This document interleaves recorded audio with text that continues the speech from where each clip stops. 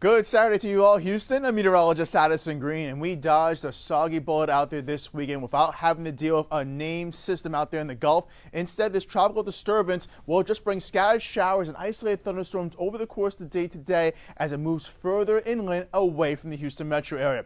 But coastal flooding will still be an issue, as well as rip current concerns throughout the day today and in towards tomorrow morning, and breezy winds all the while, which will gradually fade over time.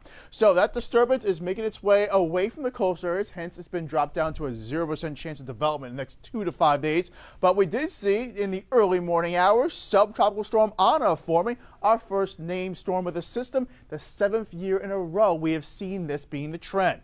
Going throughout your satellite and radar imagery with some breezy winds out and about, this is how it has been out for this morning. Breezy winds coming on in every now and then with bands of rain showers. Down along the coastal areas, you can see we will have some coastal flood concerns out there throughout tomorrow morning. Just bear that in mind if you're heading down towards the Galveston area, for instance.